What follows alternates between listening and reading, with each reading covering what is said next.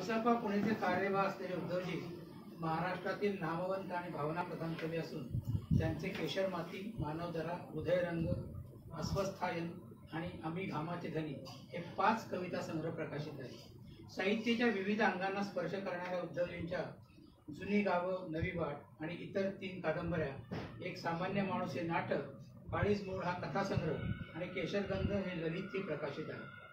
19वे राष्ट्रीय बंधुता साहित्य संमेलन इस्लामपूरचे अध्यक्ष राहिलेल्या उद्धवजींनी अनेक संमेलनांचे आणि कवी संमेलनांचे अध्यक्षपद भूषवलेले आहे. उद्धवजींना अनेक पुरस्कारही प्राप्त आहेत. त्यातील काही प्रमुख म्हणजे महाराष्ट्र शासनाचा मामा वर्वेकर पुरस्कार, मन आपटे पुरस्कार, अण्णाभाऊ साठे व कविवर्य नारायण सुर्वे साहित्य पुरस्कार, साहित्यदीपचा काव्यदीप पुरस्कार आणि मराठवाडा भूषण पुरस्कार. मनाने निर्मळ असलेले उद्धवजी 30 वर्षापूर्वीच्या त्यांच्या एका कवितेने महाराष्ट्रात सर्वदूर पोहोचले होते. ती कविता होती, मी हाय 9 मुलांची माय, मला पोरगी नको, मला पोरगा हवाय, मला पोरगा हवाय. उद्धवजी, आज सकाळी तुमच्याबद्दल लिहिताना मला पहिली ही कविता स्ट्राईक झाली. काय तुफान गाजली होती ती कविता.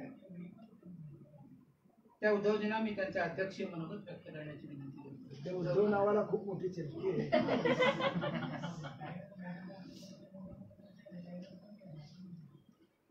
ज्ञानाचा भांडार म्हणून ज्यांच्या चरणाकडे आम्ही पाहतो ते गुरुवर्य मला कधीही देखणे सर आले की नमस्कार करा असं तुम्ही सांगायची पहिल्यापासून गरज नाही. बस माझा माता आपोआप त्यांच्या चरणावर इतकं मोठेपण त्यांच्याकडे आहे. मी तर त्यांच्याकडूनच खूप शिकलो म्हणून मी त्यांना गुरुवर्य म्हणतो. बोलावं कसं, समाजात वागावं कसं, आपली प्रतिष्ठा जपावी कशी, नोकरी करून सुद्धा त्यांनी सगळं केलं. आणि आजचं त्यांचं जे मोहरावरती जे आयुष्य होतं तेही अतिशय महत्त्वपूर्ण, अभ्यासपूर्ण आणि त्यांच्या प्रतिमेला साजेल असं होतं. ही आज फार सुंदर घटना आहे. 2020 मध्ये कोरोना आला चालला आहे, पण या पंचममध्ये घडलेली 2020 मधली सुंदर घटना आहे की या घटनेसाठी डॉक्टर रामचंद्र देखणे इथे उपस्थित आहे. हे मला फार फार मोलाचं आणि महत्त्वाचं.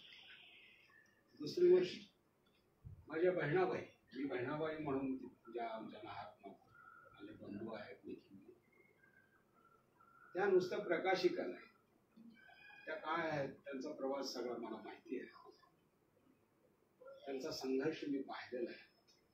त्या अभियंता आहेत, मुळामध्ये इलेक्ट्रिकल इंजिनियर आहेत. नंतर त्यांनी MA केलं, सेट नेट काय असेल ते, आता प्राध्यापिका आहेत. हे करून त्या प्रकाशिका आहे. पण नुसत्या प्रकाशिका नाहीत, कवयित्री आहे, लेखिका आहे. आणि हे मी त्यांचं मोठेपण सांगण्याची गरज नाही निखिलजी. महाराष्ट्र शासनाने 1 लाखाचा पुरस्कार त्यांच्या ग्रंथाला दिला. हे जे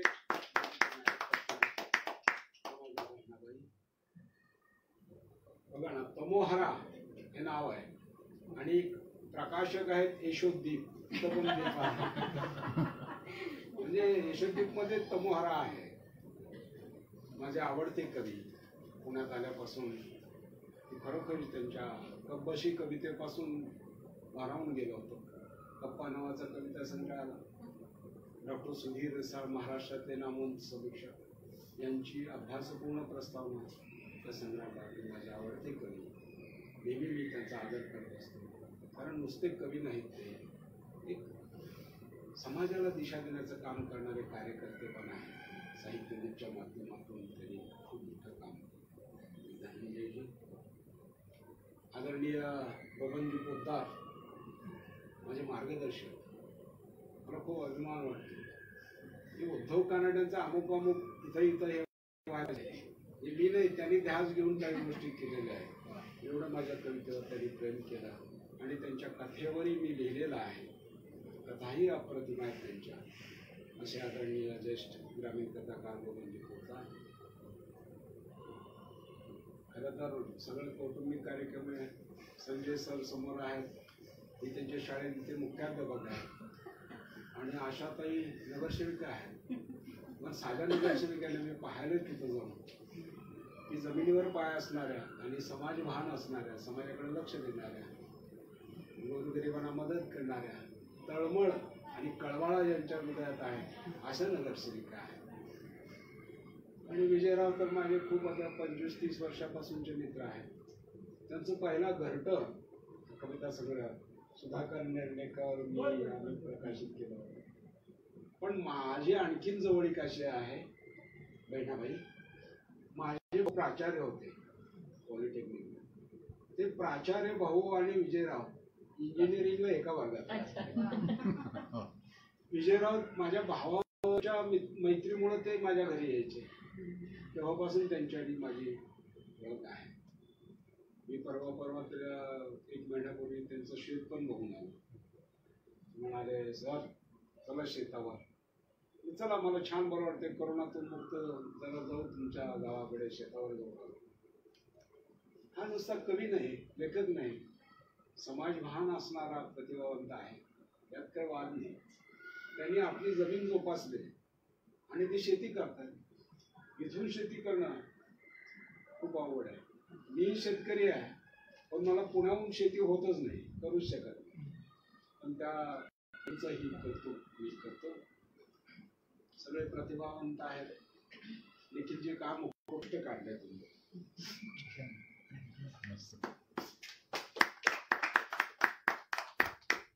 खूपच सुंदर. आता याचं काय होईल मी सांगत नाही, पण वाचकांना, रसिकांना आणि ग्रंथविश्वामध्ये नक्कीच तुमच्या मुखपृष्ठाचं नाव घेतलं जाईल. अप्रतिम पुस्तक काढलं, त्याबद्दल यशोदीपला धन्यवाद. फार सुंदर विषय आहे कादंबरीचा. गुरुवर्यांनी तर मांडलं असतं आणि माझा आवडता विषय त्यांनी त्यात मांडलेला आहे. एका स्त्रीचा संघर्ष. त्याच्या घरामध्ये तमोहारा आहे समोर बसला.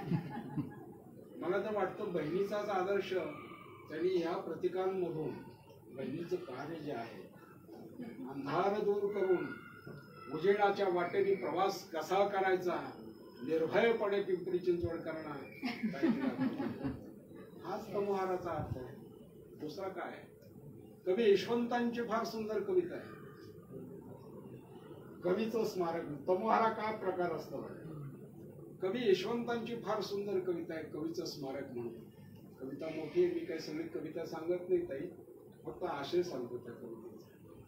कवीचं सुंदर स्मारक बांधलंय. त्यात लेखक आला, कादंबरीकार आला, संत साहित्याचे अभ्यासक आले, लोकसाहित्याचे अभ्यासक सगळे आले, लावणी लिहिणारा आला, गाणी लिहिणारा सगळे आले. कवीचं मोठं स्मारक बांधलं, सुंदर स्मारक. पंचमी इमारत कशी आहे सुंदर, असं सुंदर स्मारक बांधलंय. संगमरवरी दगड आणलेले आहेत, त्या संगमरवरी दगडावरती कवीचा पुतळा आहे. बाजूला हिरवीगार झाडी आहे, नाना प्रकारची फुलं फुलझाडं आणलेली आहेत, लावलेली आहेत आणि फुललेली आहेत. खाली हिरवळ आहे, पायाला माती लागणार नाही अशी व्यवस्था केलेली आहे. इतकं सुंदर कवीचं स्मारक तिथं बांधलेलं आहे. ही कवी कल्पना आहे बरं का, कवी श्रेष्ठ यशवंतांनी लिहिलेली ही कविता आहे. पण त्या कवितेचा आशय असा की भर वैशाखाच्या उन्हामध्ये एक अबला स्त्री आपल्या 2 भुकेल्या लेकरांना घेऊन त्या स्मारकापासून जात असते. डोक्यावर सूर्य तळपतोय, पायाखाली आग आहे, पोटामध्ये आग आहे. लेकरांची भूक त्या माऊलीला सहन होत नाही. खूप भुकेनं तडफडण्यापेक्षा थोडं सावलीत आपण थांबावं म्हणून त्या कवीच्या स्मारकाच्या सावलीत लेकराला घेऊन ती बसते. तर तिथं पहारेदार रखवालदार असतो, पहारा करणारा. तो येतो, ए बाई तिथं बसायचं नाही असं. हे कवीचं स्मारक आहे, तुला माहित नाही का? कवीच्या स्मारकाच्या सावलीत बसायचं नाही. तिथून हाकलून देतो. भर दुपारची वेळ, माती तापलेली आहे, पोटामध्ये भूक आहे, ती बाई तहानलेली आहे. अशा अवस्थेत आपल्या 2 लेकरांना पुन्हा ती पाऊल वाटेने घेऊन जाते भर उन्हामध्ये. कवी यशवंत म्हणतात तमोहारा काय असते. कवी यशवंत म्हणतात त्या माऊलीच्या पोटातली आग, त्या लेकरांच्या पायांना लागणारी धग आणि त्यांचं दुःख ज्या लेखकाला कळतं तो लेखक, तो कवी तमोहरा होऊ शकतो. हे दुःख कळलं पाहिजे. कोणताही वाङ्मय सुख कळण्यामुळे मोठं होत नाही, कळण्यामुळं. माणसाचं दुःख कळण्याची क्षमता ज्या प्रतिभावंताकडे असते तो साहित्यिक मोठा होतो. विजय शेंडगे त्यांनी काय भोगलंय, काय सोसलंय हे बाजूला ठेवू, पण समाजाचं भान त्यांना आहे. समाजातल्या स्त्रियांवर होणारे अन्याय त्यांनी शोधलेले आहेत, पाहिलेले आहेत, आणि ते चिंतन, त्या स्त्रियांचं दुःख मांडत मांडत मांडत मांडत शेवटी ती प्रकाशमय कशी होते, अंधार दूर कसा करते, आणि प्रकाशावर स्वार होऊन समाजामध्ये आपली प्रतिष्ठा कशी वाढवते, इतकं सुंदरपणे मांडणी या कादंबरीमध्ये केली. खरा तमोहरा हा लेखक असतो, खरा तमोहरा हा कवी असतो. त्याला दुसऱ्याचं दुःख दूर करण्याची आपल्या शब्दामध्ये मांडणी करणं, अशी मांडणी करणं म्हणजे लेखन आहे. लेखन म्हणजे तरी काय? आपल्या मनाचा शोध घेणे, जीवनातल्या सत्याचा शोध घेणे, जीवनात ज्या ज्या लोकांवर अन्याय होतो आहे त्या लोकांच्या न्यायासाठी शब्दांना लढायला सांगणे, हीच लेखकाची भूमिका असली पाहिजे. ती भूमिका घेऊन विजय शेंडगे पुढे जात आहे, याचा मला खूप आनंद वाटतो आहे. खरं तर आपल्या मराठीमध्ये महिलांच्या दुःखावर फार कमी कादंबऱ्या आहेत. मामावरीकरांची बिजली असेल स्त्रियांच्यावर लिहिलेली, पण त्यावेळची दुःख वेगळी होती, आणि आत्ताचं वर्तमान स्त्रियांची वेगळी दुःख घेऊन आली. ज्यांनी करोनाचा सगळा अनुभव घेतलेला आहे त्या काळामध्ये आपण बातम्या पाहिल्या, अनेक गोष्टी ऐकल्या. सगळ्यात जास्त अन्याय कोणावर झाल्या? स्त्रियांच्यावर झाले. हे लेखकानं शोधलं पाहिजे. हे लेखकानं शोधून ते दुःख कमी करण्याचं समाजाच्या समोर आपल्या शब्दातून एक वेगळं प्रारूप मांडण्याचा प्रयत्न केला पाहिजे. आणि तमोहराच्या माध्यमातून विजय शेंडगे यांनी ती बाजू अतिशय चांगल्या पद्धतीनं त्या कादंबरीमध्ये मांडलेली आहे. भाषा चांगली, कथानक चांगलं आहे, वाचनीय असं जे लेखकांच्याकडे कौशल्य असावं लागतं, कुशलता, ती कुशलता या ग्रंथामध्ये आहे. आणि केंद्रबिंदू आहे स्त्री. तुम्ही किती अन्याय करा, अशा तऱ्हेचं उदाहरण दिलं, कसा संघर्ष करून तो उभा राहिला. स्त्रियांच्या आतला आत्मविश्वास वाढवण्याचं काम ही कादंबरी करते. खरं तर आई इतकं पुण्यवान कोणीच नसतं, प्रत्येकाला आई असतेच, जन्माला आलं म्हटलं.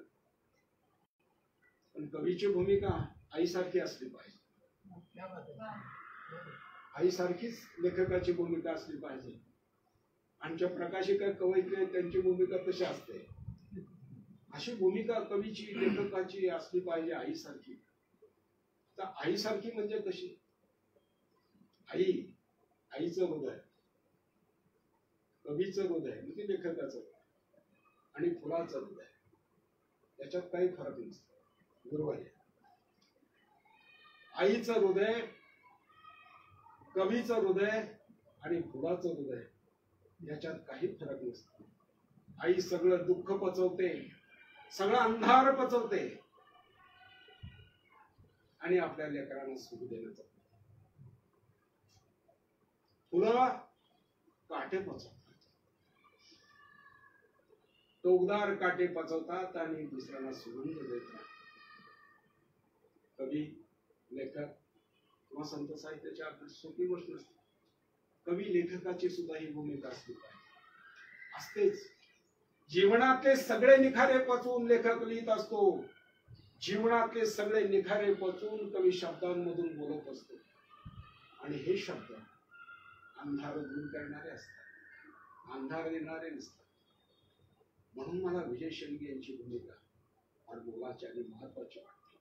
प्रत्येक लेखकानं, प्रत्येक कवीनं या भूमिकेतून जर लेखन केलं तर कुसुमाग्रजांची इच्छा पूर्ण झाल्याशिवाय कुसुमाग्रज म्हणाले होते एका भाषणामध्ये, कवींनी लेखकांनी माणसाची मन तोडणारे शब्द लिहिण्यापेक्षा माणसाची मन जोडणारे शब्द मिळवावेत आणि लिहावेत.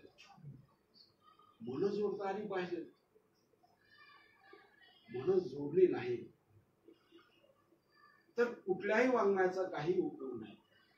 विजय शेंडगे यांची शैली, यांची भाषा, यांचं कथानक ही समाजाला तर जोडत जातेच जाते, वाचकाला जोडतेच जोडते, पण कुटुंबातल्या सगळ्या सदस्यांना जोडत जाते, त्यांची मनं घडवत जाते, मुलं जोडत जाते आणि समाजावर मूल्यांचा संस्कार करत जाते.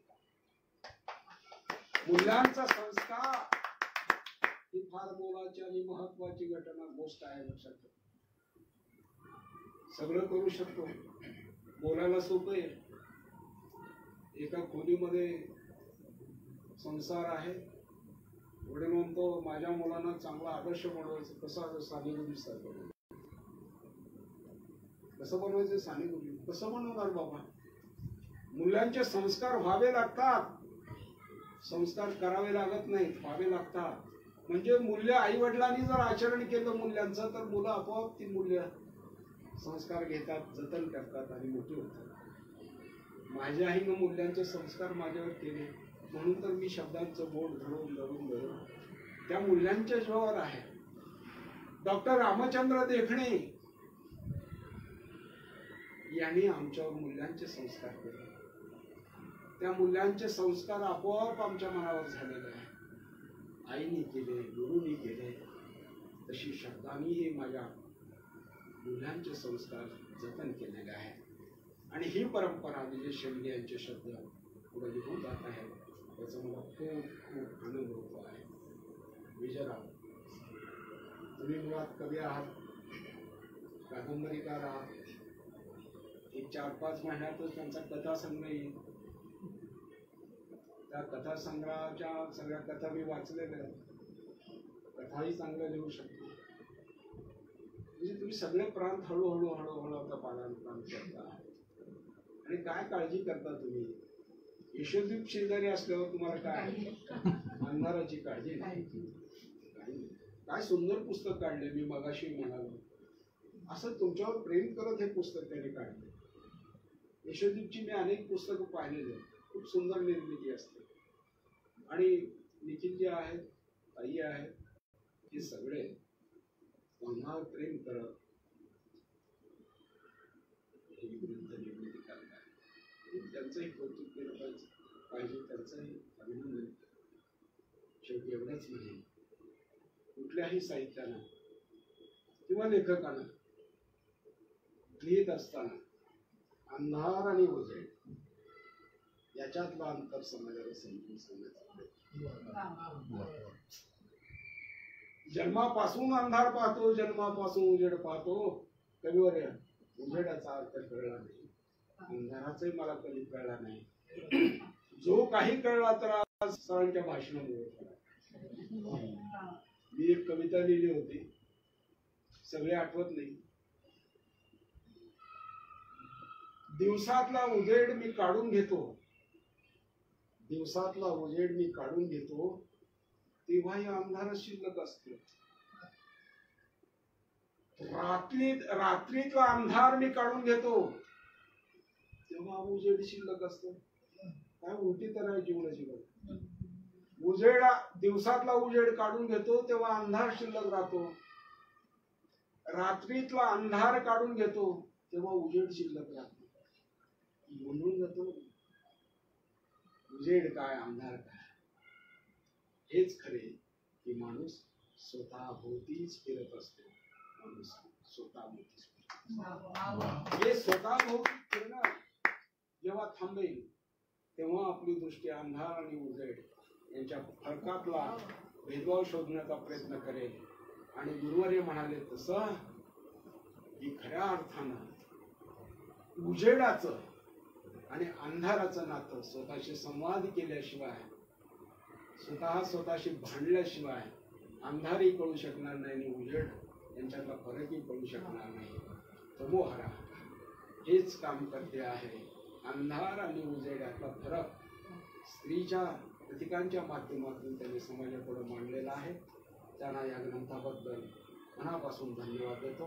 मला इथं बोलावलं, माझा सन्मान केला त्याबद्दल शेंडगे कुटुंबियांचं, माझ्या विजयरावांच्या धर्मपत्नी, त्यांचे चिरंजीव, त्यांच्या बहीण, आदरणीय सर, सगळ्यांचं, उपस्थित सर्वांचं, कवयित्री गयावळ मॅडम, सगळ्यांचं मनापासून व्यक्त करतो.